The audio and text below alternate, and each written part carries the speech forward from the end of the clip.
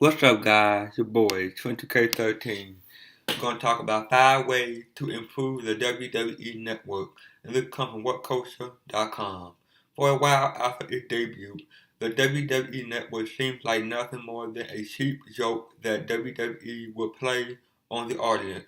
You know, things are bad when you can actually buy a t-shirt on WWE Online store that literally just say $9.99. Guess how much it costs?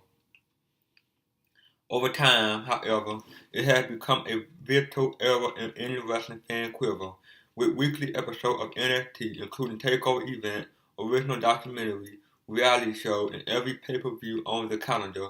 It has really come into its own as the Netflix of pro wrestling. The fact that WrestleMania and almost every event from the biggest week in wrestling is aired on the network is worth the price of admission alone, in my opinion. The amount of money you save is nothing to laugh about, and they have hundreds and hundreds of hours of content, both old and new, to keep even the most contrasting of wrestling fans satisfied. However, there are a number of things that could be done from both a user experience and programming standpoint. We could make the WWE Network even better and convince more people to fork over the $9.99 a month subscription fee. Let's take a look. Number 5, enhance the search engine. If you know exactly what you want to watch, the search bar is supposed to be very useful, but sometimes the results it generates are completely random. In order to back this up, I decided to search WrestleMania 25, a simple enough event that took place in 2009, which featured Triple H battling Randy Orton for the WWE Championship in the main event. While I got what I was looking for after a bit of scrolling, the first result had nothing to do with what I wanted. The first was an episode of Monday Night Raw from February 4, 2013. The second was a first look at Daniel Bryan just say yes, yes, yes documentary. And the third was yet another episode of Raw from 2013. The result was random, and work could be done to improve it. They could maybe even add a filter for users to input the year they're looking for.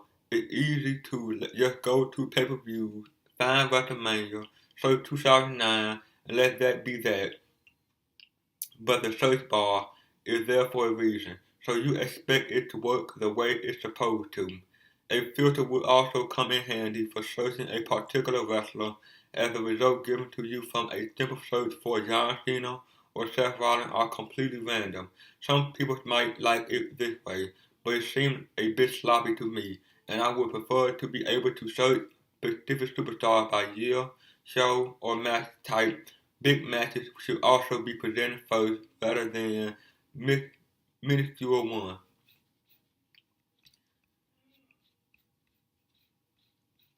Number 4. Add WWE film to the library. It surprised me that some of the films from WWE Studios, particularly the older ones like The Marine and 12 Rounds, haven't been added to the network library. They have tons of versatile content like Swerve, Total Diva, and Legend House, so you expect them to add some movie to further expand the type of product available. I never seen any of the See No Evil movie or some of the silly slapstick comedy that Big Show and Triple H have appeared in.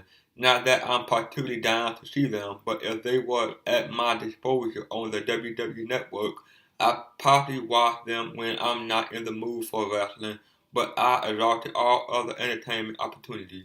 WWE could easily hype up the fact that they were going to air The Marine starring John Cena for the very first time on the WWE Network, or Randy Orton 12 Rounds Reloaded.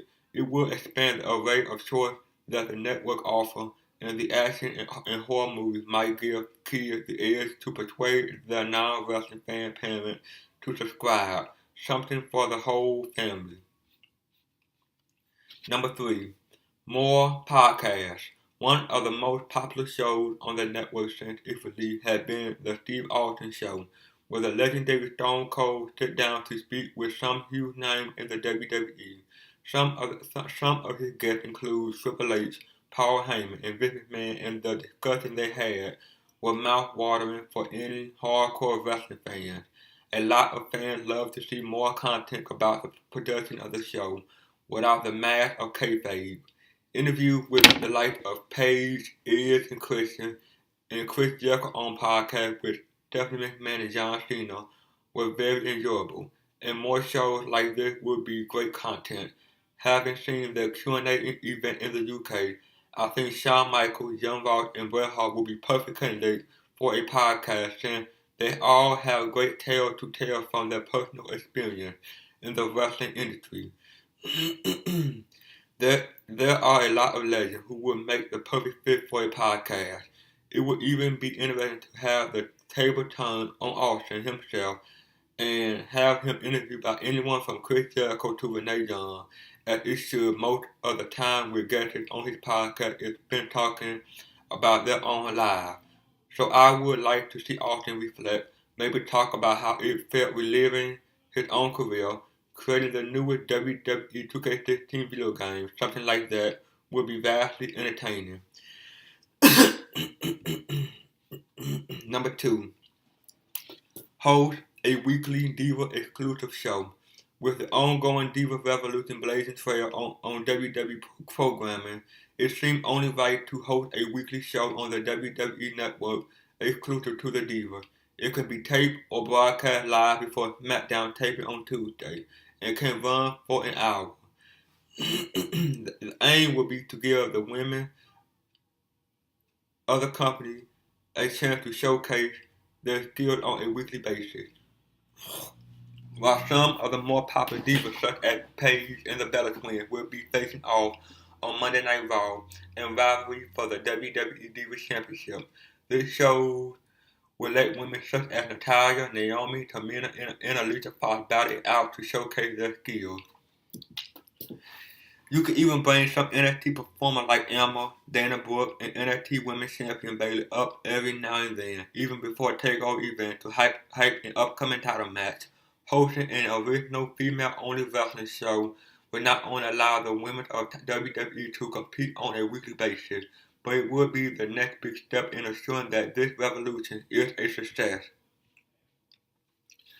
We usually only see one rivalry at a time in the Diva division, so this will also let us see some few exclusive to Tuesday, or perhaps if something really takes off, it could transition from a minor feud on this show to a major rivalry for the Diva title on Raw and SmackDown. The talent is there, and it will only drive the nail home that women in wrestling are not to be taken lightly. And number 1. More live WWE house show. The Beast in the East event held live from Tokyo, Japan seemed to be a huge fit for the WWE network, particularly because it involved a defining moment in Finn Balor's wrestling career, defeating Kevin Owens for the NXT Championship in the city that made him famous. The fact that they're going to air the next house show in Madison Square Garden next month and NXT TakeOver London live in December means that WWE are looking at bringing us a lot more live content on the WWE Network from lesser seen locations. We saw with the Tokyo show that WWE doesn't need to invest a ton of money into a house show, and it seems to pay off very well. They don't need the biggest camera crew in the world or to blow a load of money on a huge set, and the commentator don't even need to be in the same building. It could be a great opportunity to show fans worldwide how different crowds in different countries react to wrestling. Show people what crowds in Ireland, Germany, Australia, Spain, Italy, China, and India are like. It will amplify that WWE is an international phenomenon and increase publicity whenever the company rolls into any given city. They don't need to film every night of a tour, but a few times a year in places they've never filmed in before will add to the innovation that the network offers. Well, that is, guys. Like, comment, subscribe. See you guys on the next one. Peace.